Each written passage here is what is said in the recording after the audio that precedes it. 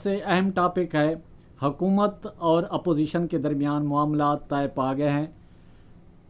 किन शराइत पर मामलात तय पा गए हैं ये हम आपको बताना चाहेंगे। और दूसरा सबसे अहम जो है गवर्नर केपी के फैसल करीम कुंडी केपी के हाउस में क्यों नहीं जा रहे। जब भी वो इस्लामाबाद आते हैं तो कहीं और बैठते हैं और किस जगह पर वो बैठते हैं, वो आज ये दोनों अहम टॉपिक हैं। और सबसे पहले बात करते हैं कि हुकूमत और अपोजिशन के दरमियान यानी कि पीटीआई और हुकूमत के दरमियान जो मामलात तय पा गए हैं, किन अमूर पर मामलात तय पाए गए हैं।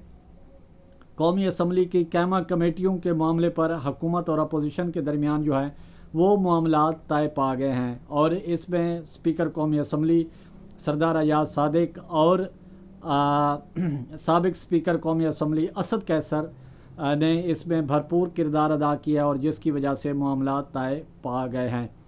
कौमी असम्बली की कैमा कमेटियों की बात करें तो कौमी असम्बली की कैमा कमेटियां मुस्लिम लीग नून के खाते में 12 आ रही हैं। पाकिस्तान तहरीक इंसाफ को 9 कैमा कमेटियां की चेयरमैनशिप्स मिल रही हैं। पाकिस्तान पीपल्स पार्टी को 7 कैमा कमेटियों के चेयरमैन मिल रहे हैं। MQM को 2 मिल रहे हैं। जमीयत उलमा इस्लाम का भी 1 है, बाप का भी 1 है, काफ लीग को भी 1 कैमा कमेटी के चेयरमैनशिप मिल रही है।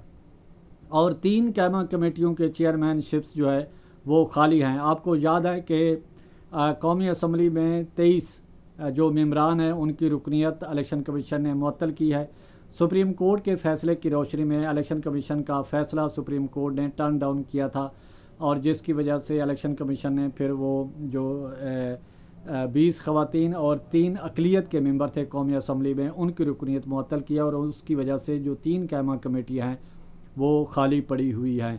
तो दूसरा जो टॉपिक आपको हमने बताया था वो है गवर्नर केपी के फैसल करीम कुंडी जो हैं वो केपी के हाउस में क्यों नहीं जा पा रहे।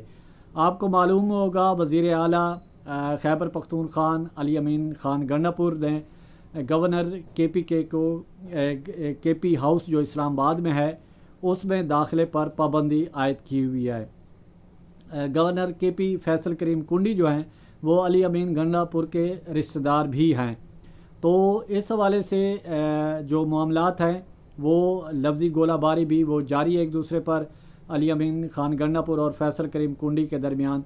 तो गवर्नर केपी के फैसल करीम कुंडी जो है अभी तक जब से बने हैं खैबर पख्तूनख्वान हाउस जो इस्लामाबाद में है वहाँ पर नहीं जा पा रहे। जबकि इस तरह के जब हाउसेज़ होते हैं तो गवर्नर की अनेक्सी अलहदा होती है, जैसे पंजाब हाउस है, सिंध हाउस है, बलूचिस्तान हाउस है। तो गवर्नर केपी के फैसल करीम कुंडी जो हैं वो अपना पड़ाव जो है बलूचिस्तान हाउस में उन्होंने डाला हुआ है और वहाँ पर जब भी कोई मुलाकातें करनी हो अहम मुलाकातें तो वहाँ पर बलूचिस्तान हाउस में जाके करते हैं। तो ये इस तरह से जो हालात हैं मेरे ख्याल में वज़ीर अगर सियासी तौर पे देखें या जमहूरी दौर में देखें नज़रियाती जो इख्तलाफात होते हैं वो अपनी जगह पर होते हैं, लेकिन इस हद तक नहीं जाना चाहिए कि गवर्नर जो पूरे सूबे का गवर्नर होता है और तमाम जमातों का वो यकसा नुमाइंदा होता है और एक ही नज़र से देखता है। तो किसी भी सियासी जमात का अगर कोई वज़ीर आला है तो उसको गवर्नर के साथ ऐसा रवैया ऐसा बर्ताव इख्तियार नहीं करना चाहिए। बहरहाल वज़ीर आला केपी के की अपनी मजबूरियाँ जो भी उनकी सोच होगी, लेकिन जमहूरी तौर पर ये बिल्कुल गलत है और गवर्नर के साथ महाजराई या इस हद तक जाना कि उनका खैबर पख्तूनख्वान हाउस में दाखिला ही बंद कर दें तो मेरे ख्याल में कोई जमहूरी मुल्क या जमहूरी तौर तरीके इस चीज़ की इजाज़त नहीं देते।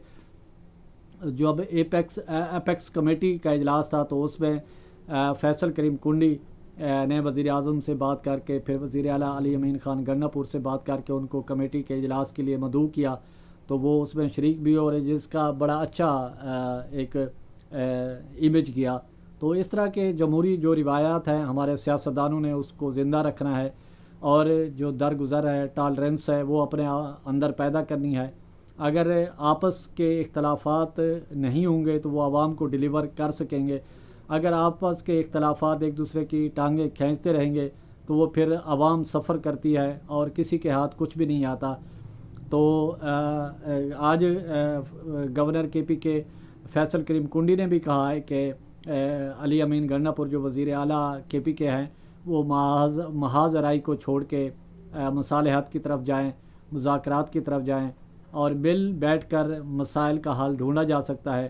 لڑائی میں کسی کے ہاتھ بھی کچھ بھی نہیں آتا، اور کہیں ایسا نہ ہو کہ پھر ایک دوسرے کے ساتھ لڑائی میں 5 سال یا پورا جو ٹینیور ہے وہ مکمل ہو جائے اور صوبے کی خدمت نہ کر سکیں، یہ بھی وہاں کی عوام کے ساتھ زیادتی ہوگی۔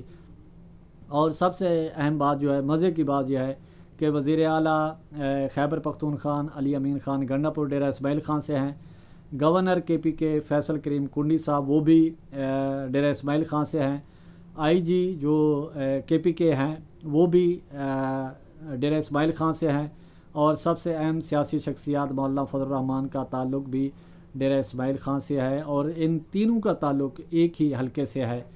تو اب پوری اگر بات کریں کہ کے پی کے حکومت اس وقت ڈیرہ اسماعیل خان چلا رہا ہے، تو ڈیرہ اسماعیل خان کو دیکھنا ہے کہ وہ کس حد تک ڈیلیور کر پاتا ہے، جبکہ ڈیرہ اسماعیل خان کے خود ضلع کے امن و امان کی صورتحال کوئی آئیڈیل نہیں ہے۔ تو اس چیز کا بھی تمام فریقین کو دیکھنا ہوگا۔ صوبے کے امن و امان کا مسئلہ ہے، دیگر ایشوز ہیں، وہ مل بیٹھ کر اگر بیٹھیں گے تو حل ہوں گے، ورنہ جو وقت ہے وہ اسی آپس کی لڑائی اور رسہ کشی میں گزر جائے گا۔ اسی کے ساتھ پرچار کی ٹیم کو اجازت دیں، گرد و نواح کا خاص خیال رکھیں، لوگوں کے لیے آسانیاں پیدا کریں۔